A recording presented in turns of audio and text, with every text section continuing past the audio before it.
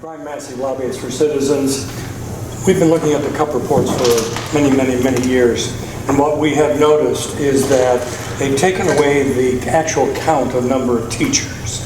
They've got the count of administrators, but then they have columns that says we've got teachers that are less than 5 years, 5 to 10. Why did they take away the actual count of the teachers? And my second question has to do with the Budget Commission. I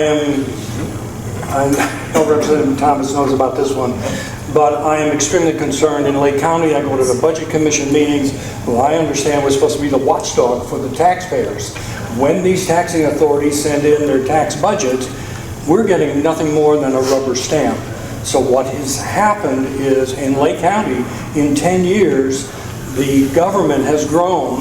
The property taxes to pay for our government services has grown 33%, $508 million, and I am concerned that the government in Lake County is outgrowing the private sector's ability to pay for the services. So how do we get a budget commission that can be the watchdog for the taxpayers on these schools or any of the taxing authorities? Somebody's got to challenge them when they submit a budget. It's not being done. I think we're going to call that bill the Brian Massey bill. And that's being drafted right now. So what Brian's talking about at the county level, and as Representative Villa said, a lot of this is local. At the county level, there's actually an entity called the Budget Commission. It's made up of the auditor, the treasurer, and currently the prosecutor. And what those three entities and offices do is essentially they approve every single local government budget that it touches property taxes. So over the summer, entities will send in their budget, they'll look at how much revenue, how much expenditures, and one of the big problems in Lake County is the example of this. Entities will continue to place levies on the ballot, sharing need, but then in reality, they have a really high cash carryover in their banks. And so they don't actually need the tax money coming in that they're supposed to be serving the people with. And so in some counties, Lake County is the prime example, the county does not believe, the prosecutor does not believe, that the Budget Commission has the authority to actually look over the budget and do what we did in Ashtabula, which was decrease entities' tax rates if they did not need that revenue for essential services for the following year. About half the counties in the state believe they do not have that authority. The other half believe they do, but they really rarely use it. So one of the bills that will be introduced, it's a bigger one, so it's taking more time, will be essentially to empower, directly in black and white, Budget Commission authorities, and essentially force, if entities have carryovers that are in excess, public hearings with the Budget Commission to explain, are they saving money for a building, for example? Are they planning for something down the road? Or are they simply just stockpiling more dollars while still asking for levies?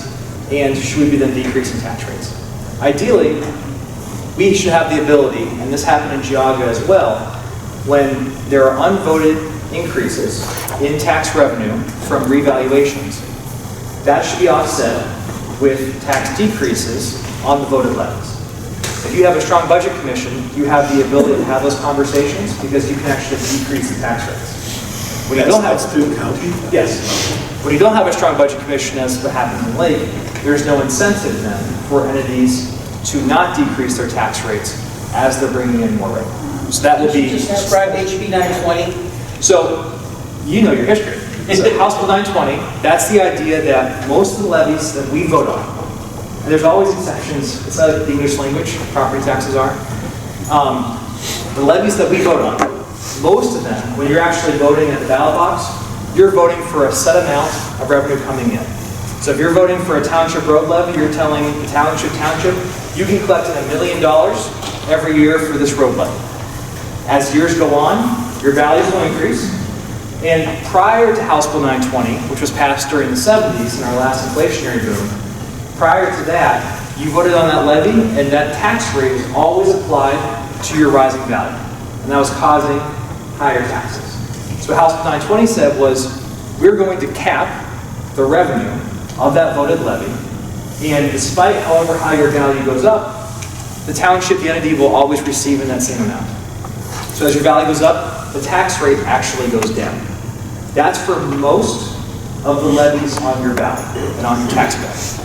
But that's not all of the levies on your tax bill. There are exceptions, which include bond levies. If you voted for a bond levy for a fire truck, for example, or for a school building, those do not automatically decrease.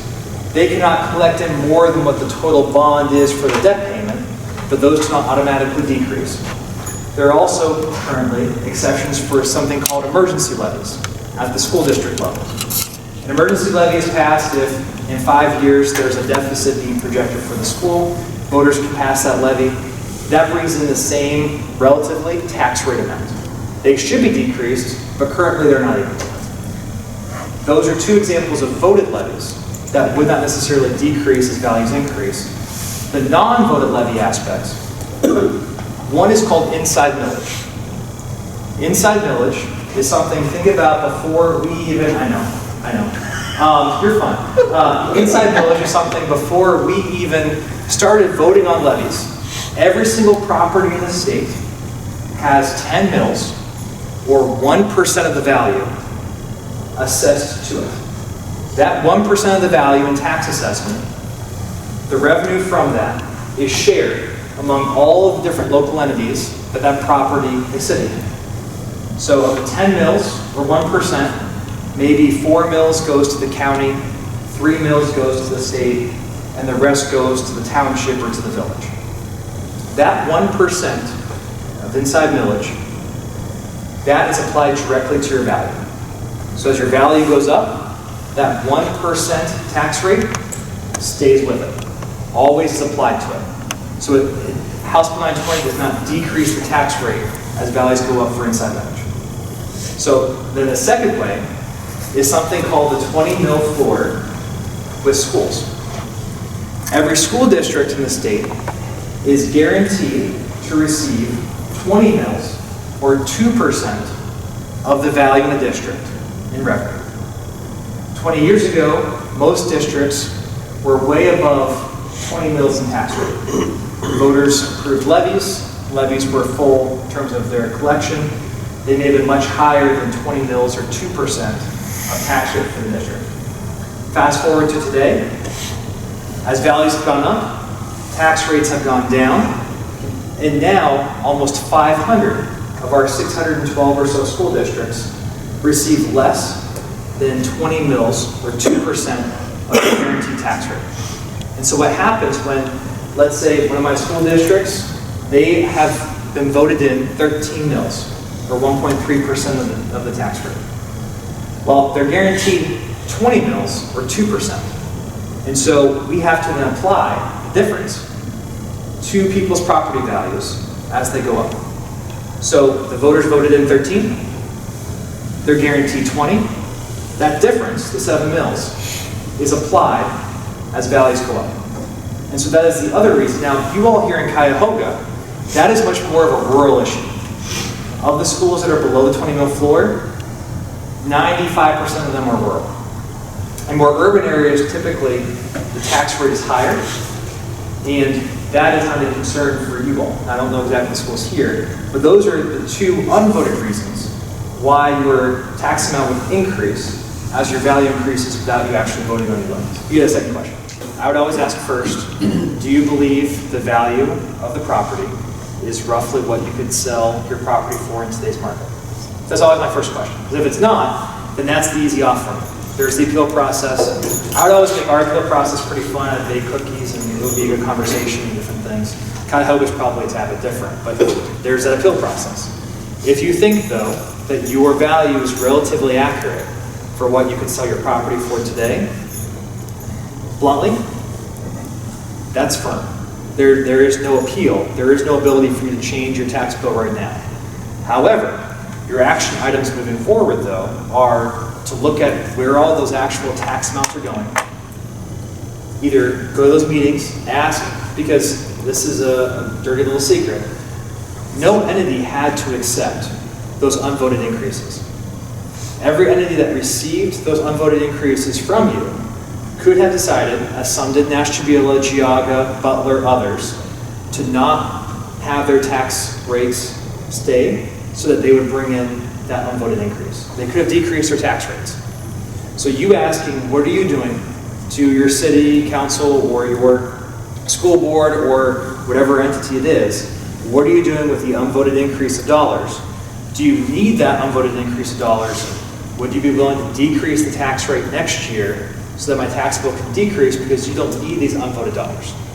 That's, I think, action step number 2. And then number 3, we as voters, I think, have taken a back seat oftentimes when it comes to levies, when it comes to asking the questions about what some of the needs are. Now that's a voted increase, but those obviously will continue to increase. So those are my 3 for you. Some of the bills.